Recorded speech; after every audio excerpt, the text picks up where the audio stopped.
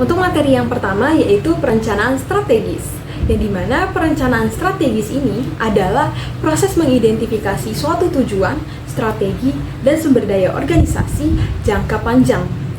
Yang dimana rencana strategis akan melihat lebih jauh dari sekedar aktivitas sehari-hari dan akan berfokus pada jangka waktu 3, 5, 10, atau beberapa tahun ke depan.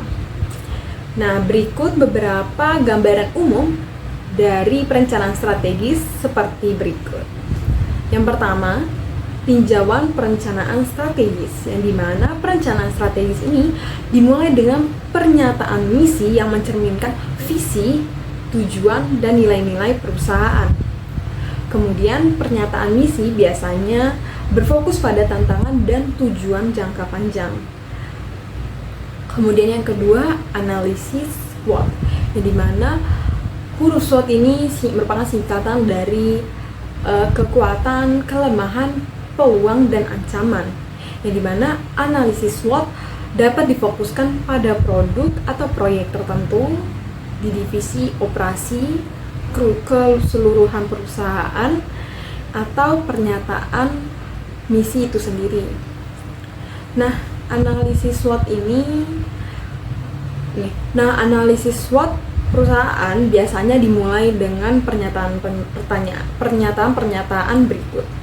Yang pertama, apa kekuatan kita dan bagaimana kita dapat menggunakannya untuk mencapai suatu tujuan dari bisnis kita.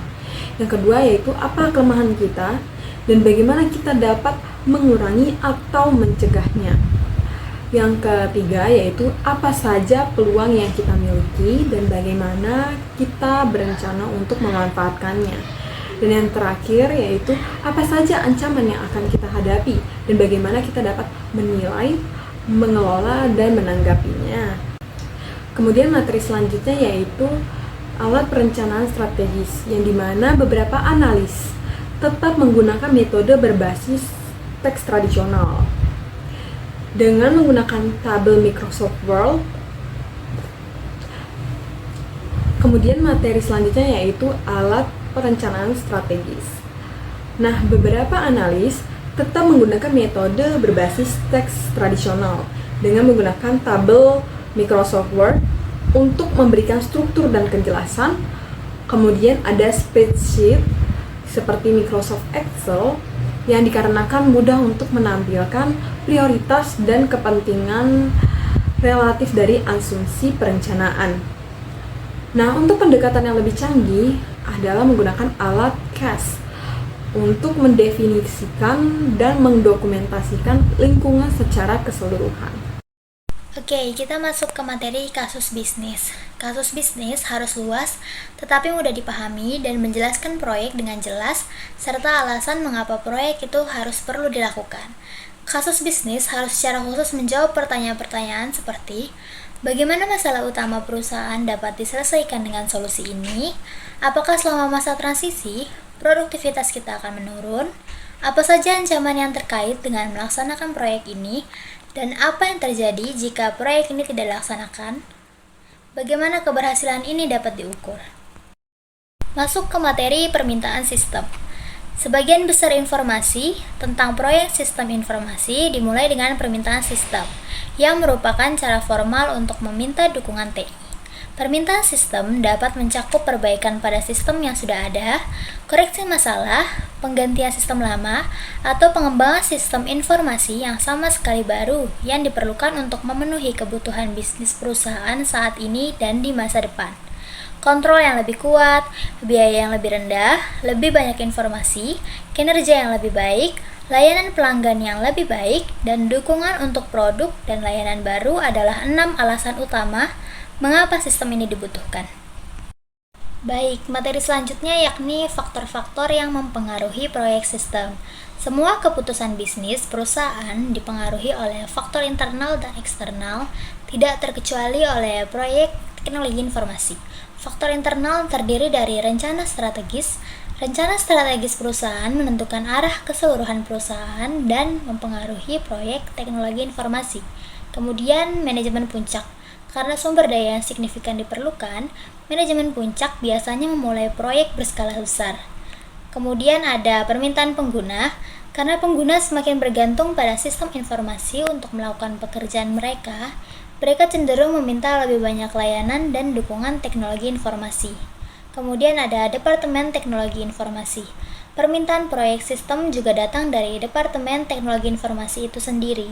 Anggota staf teknologi informasi seringkali membuat rekomendasi berdasarkan pengetahuan mereka tentang operasi bisnis dan tren teknologi. Kemudian ada sistem dan data yang ada. Kesalahan atau masalah pada sistem yang ada dapat memicu permintaan untuk proyek sistem. Ketika berhadapan dengan sistem yang lebih tua, analis terkadang menghabiskan terlalu banyak waktu untuk bereaksi terhadap masalah sehari-hari tanpa melihat penyebabnya.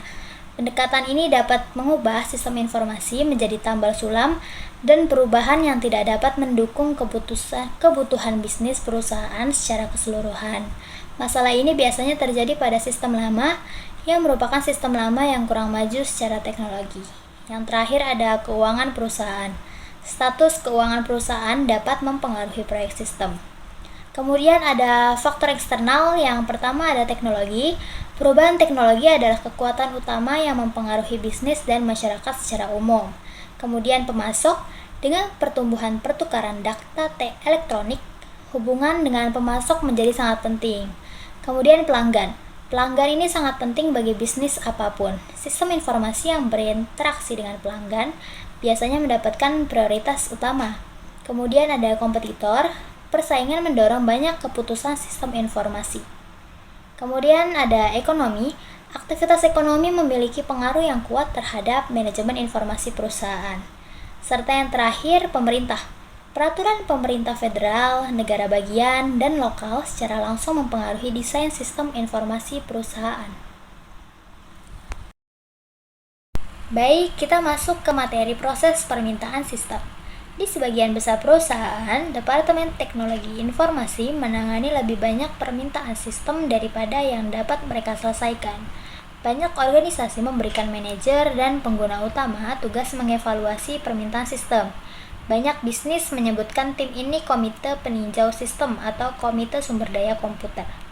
Terlepas dari namanya, tujuannya adalah untuk mengevaluasi permintaan proyek dengan menggunakan penilaian dan pengalaman beberapa analis. Selanjutnya saya akan menjelaskan mengenai menilai kelayakan permintaan.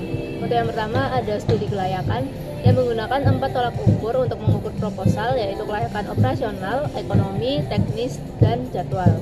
Untuk kelayakan operasional berarti sistem yang diusulkan akan digunakan secara efektif setelah dikembangkan. Jika pengguna mengalami kesulitan, maka manfaat dari sistem tersebut yang diharapkan tidak berhasil. Untuk yang ketiga ada kelayakan ekonomi yang berarti bahwa manfaat yang diproyeksi dari sistem yang diusulkan lebih besar daripada perkiraan yang biasanya. Untuk selanjutnya yang keempat ada kelayakan teknis yang mengacu pada sumber daya teknis yang dibutuhkan untuk mengembangkan, membeli, memasang, dan mengoperasikan sistem. Untuk yang terakhir ada kelayakan jadwal, yaitu ketika menilai kelayakan jadwal, seorang analis sistem harus mempertimbangkan tindakan antara waktu dan biaya. Misalnya mempercepat jadwal proyek yang mungkin membuat suatu proyek layak untuk dilakukan tetapi jauh lebih mahal. Sekian dari saya, terima kasih.